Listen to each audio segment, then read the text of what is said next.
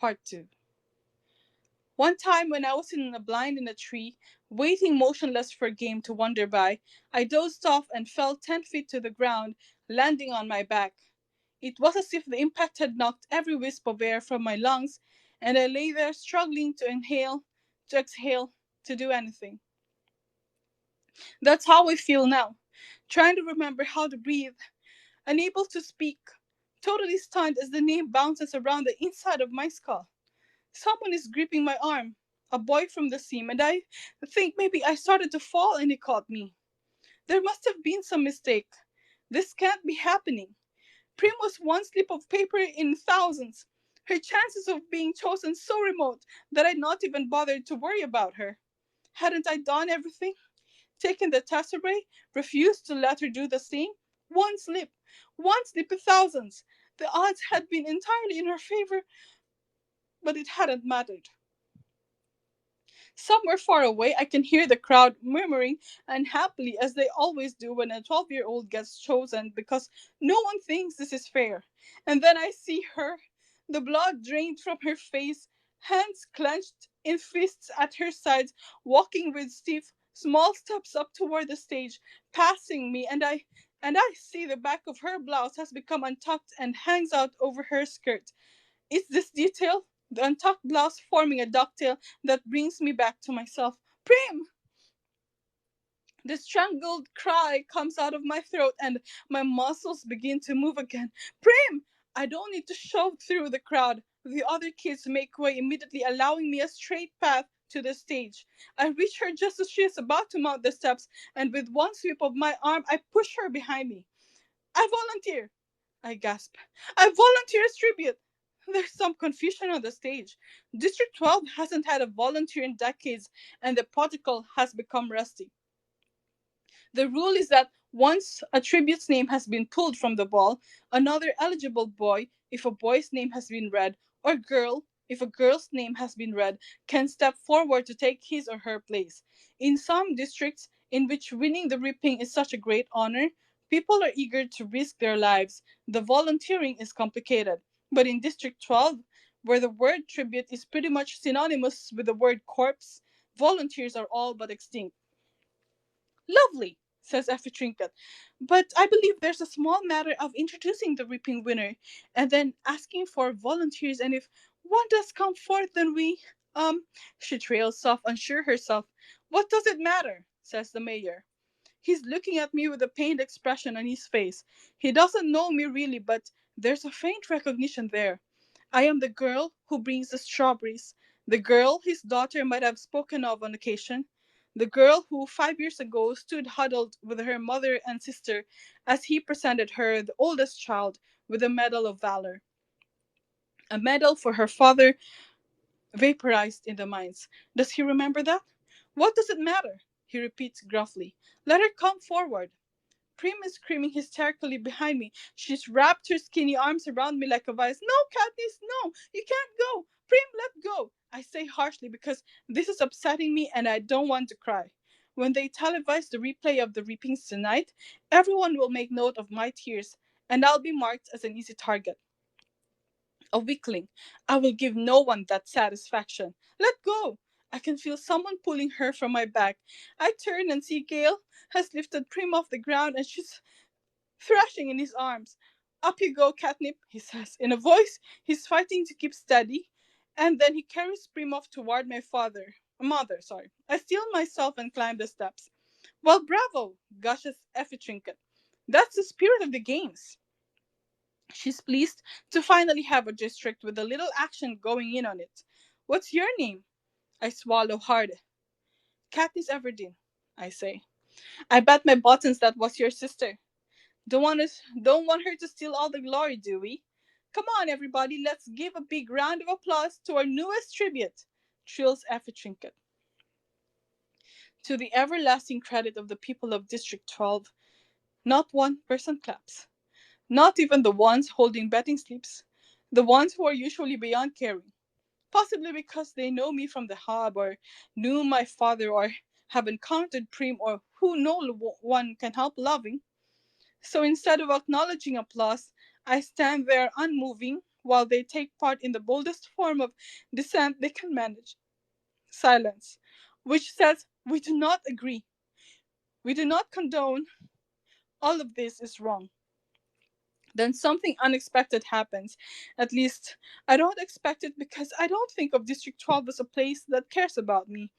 But a shift has occurred since I stepped up to take Prim's place, and now it seems I have become somewhat precious. At first one, then another, then almost every member of the crowd touches the three middle fingers of their left hand to their lips and holds it out to me. It is an old and rarely used gesture of our district, occasionally seen at funerals. It means thanks, it means admiration, it means goodbye to someone you love. Now I am truly in danger of crying, but fortunately Hamish chooses this time to come staggering across the stage to congratulate me. Look at her! Look at this one! He hollers, throwing an arm around my shoulders. He's surprisingly strong for such a wreck. I like her. His breath reeks of liquor, and it's been a long time since he's bathed. Lots of. He can't think of the word for a while. Spunk! He says triumphantly. More than you! He releases me and starts for the front of the stage. More than you! He shouts, pointing directly into a camera. Is he addressing the audience? Or is he so drunk he might actually be taunting the Capitol? I'll never know because just as he's opening his mouth to continue, Hamish plummets off the stage and knocks himself unconscious. He's disgusting, but I'm grateful. With every camera gleefully trained on him, I have just enough time to release the small, choked sound in my throat and compose myself. I put my hands behind my back and stare into the distance. I can see the hills I climbed this morning with Gale. For a moment, I yearned for something. The idea of us leaving the district, making our way in the woods, but I know I was right about not running off, because who else would have volunteered for Prim? Hamish is whisked away on a stretcher, and Effie Trinket is trying to get the ball rolling again. What an exciting day! She warbles as she attempts to straighten her wig, which has listed severely to the right. But more excitement to come. It's time to choose a boy tribute.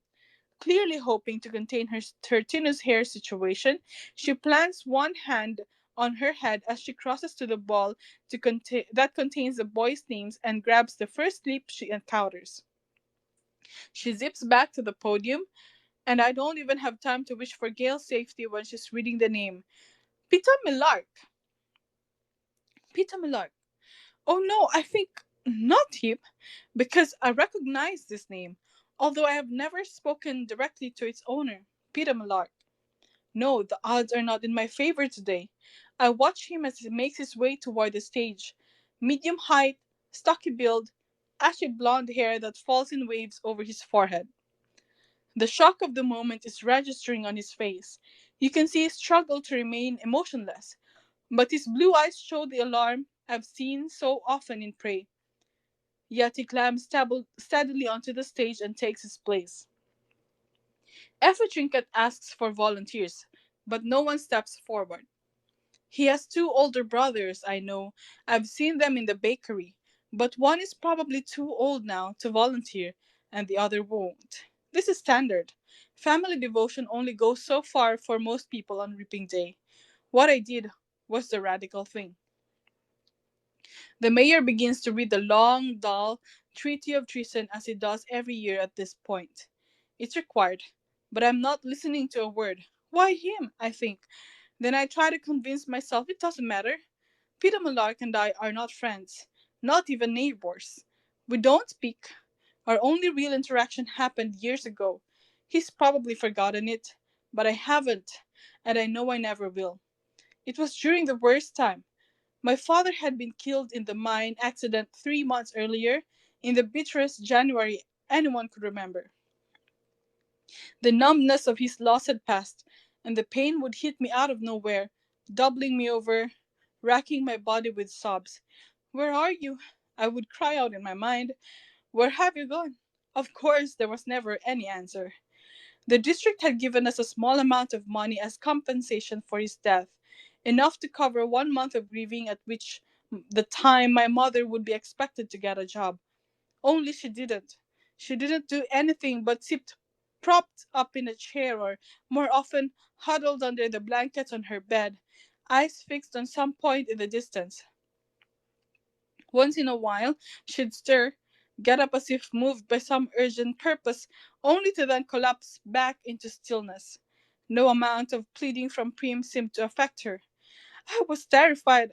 I suppose now that my mother was locked in some dark world of sadness, but at the time, all I knew was that I had lost not only a father, but a mother as well. At 11 years old, with Prim just 7, I took over as head of the family. There was no choice. I bought her food at the market and cooked it as best I could and tried to keep Prim and myself looking presentable.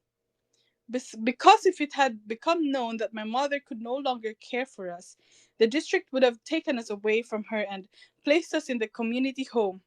I'd grown up seeing those home kids at school, the sadness, the marks of angry hands on their faces, the hopelessness that curled their shoulders forward. I could never let that happen to Prim. Sweet, tiny Prim, who cried when I cried before she even knew the reason, who brushed and plaited my mother's hair before we left for school, who still polished my father's shaving mirror each night because he'd hated the layer of coal dust that settled on everything in the seam. The community home would crush her like a bug, so I kept her predicament a secret. But the money ran out and we were slowly starving to death. There's no other way to put it. I kept telling myself if I could only hold out until May, just May 8th, I would turn 12 and be able to sign up for the Tesserae and get that precious grain and oil to feed us. Only there were still several weeks to go. We could well be dead by then. Starvation's not an uncommon fate in District 12. Who hasn't seen the victims? Older people who can't work, children from a family with too many to feed, those injured in the mines, straggling through the streets, and one day you come upon them sitting motionless against a wall or lying in the meadow. You hear the wails from a house, and the peacekeepers are called in to retrieve the body. Starvation is never the cause of death officially. It's always the flu, or exposure, or pneumonia, but that fools no one. On the afternoon of my encounter with Peter Malark, the rain was falling in relentless, icy sheets. I had been in town, trying to trade some threadbare old baby clothes of Prim's in the public market, but there were no takers. Although I had been to the hub on several occasions with my father, I was too frightened to venture into that rough, gritty place alone. The rain had soaked through my father's hunting jacket, leaving me chilled to the bone. For 3 days we'd had nothing but boiled water with some old dried mint leaves I'd found in the back of a cupboard. By the time the market closed, I was shaking so hard I dropped my bundle of baby clothes in a mud puddle. I didn't pick it up for fear I would keel over and be unable to regain my feet. Besides, no one wanted those clothes. I couldn't go home because at home was my mother with her dead eyes and my little sister with her hollow cheeks and cracked lips. I couldn't walk into that room with the smoky fire from the damp branches I had scavenged at the edge of the woods after the coal had run out, my hands empty of any hope. I found myself stumbling along a muddy lane behind the shops that served the wealthiest townspeople. The merchants live above their businesses, so I was essentially in their backyards. I remember the outlines of garden beds not yet planted for the spring, a goat or two in a pen, one sodden dog tied to a post, hunched, defeated in the muck. All forms of stealing are forbidden in District 12, punishable by death. But it crossed my mind that there might be something in the trash bins, and those were fair game. Perhaps a bone at the butcher's, or rotted vegetables at the grocer's, something no one but my family was desperate enough to eat. Unfortunately, the bins had just been emptied. When I passed the baker's, the smell of fresh bread was so overwhelming I felt dizzy. The ovens were in the back, and a golden glow spilled out the open kitchen door. I stood mesmerized by the heat and the luscious scent until the rain interfered, running its icy fingers down my back, forcing me back to life. I lifted the lid to the baker's trash bin and found it spotlessly, heartlessly bare. Suddenly, a voice was screaming at me, and I looked up to see the baker's wife, telling me to move on, and did I want her to call the peacekeepers, and how sick she was of having those brats from the seam pawing through the trash. The words were ugly, and I had no defense. As I carefully replaced the lid and backed away, I noticed him, a boy with blonde hair peering out from behind his mother's back. I'd seen him at school. He was in my year, but I didn't know his name. He stuck with the town kids, so how would I? His mother went back into the bakery, grumbling, but he must have been watching me as I made my way behind the pen that held their pig and leaned against the far side of an old apple tree. The realization that I'd have nothing to take home had finally sunk in. My knees buckled and I slid down the tree trunk to its roots. It was too much. I was too sick and weak and tired. Oh, so tired. Let them call the peacekeepers and take us to the community home, I thought. Or better yet, let me die right here in the rain. There was a clatter in the bakery, and I heard the woman screaming again and the sound of a blow, and I vaguely wondered what was going on. Feet sloshed toward me through the mud, and I thought, it's her. She's coming to drive me away with a stick. But it wasn't her. It was the boy. In his arms, he carried two large loaves of bread that must have fallen into the fire because the crusts were scorched black. His mother was yelling, "Feed it to the pig, you stupid creature!" Why not? No one decent will buy burned bread. He began to tear off chunks from the burned parts and toss them into the trough, and the front bakery bell rang and the mother disappeared to help a customer. The boy never glanced my way, but I was watching him. Because of the bread, because of the red wheal that stood out on his cheekbone. What had she hit him with? My parents never hit us. I couldn't even imagine it. The boy took one look back at the bakery as if checking that the coast was clear, then his attention back on the pig. He threw a loaf of bread in my direction. The second quickly followed, and he sloshed back to the bakery, closing the kitchen door tightly behind him. I stared at the loaves in disbelief. They were fine. Perfect, really. Except for the burned areas. Did he mean for me to have them? He must have, because there they were at my feet. Before anyone could witness what had happened, I shoved the loaves up under my shirt, wrapped the hunting jacket tightly about me, and walked swiftly away. The heat of the bread burned into my skin, but I clutched it tighter, clinging to life. By the time I reached home, the loaves had cooled somewhat, but the insides were still warm. When I dropped them on the table, Trim's hands reached to tear off a chunk, but I made her sit, forced my mother to join us at the table, and poured warm tea. I scraped off the black stuff and sliced the bread. We ate an entire loaf, slice by slice.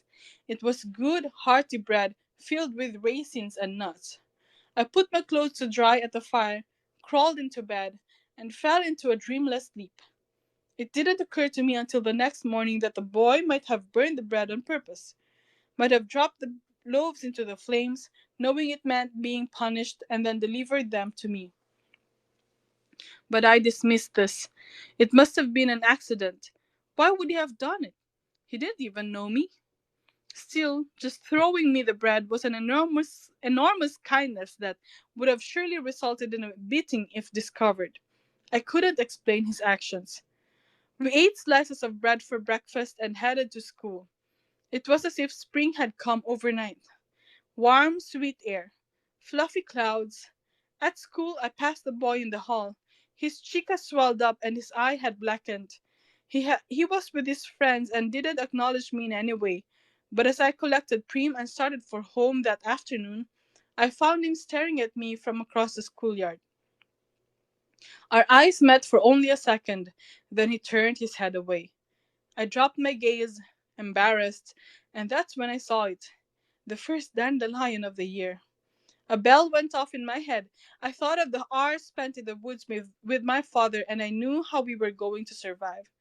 To this day, I can never shake the connection between this boy, Peter Malark, and the bread that gave me hope, and the dandelion that reminded me that I was not doomed.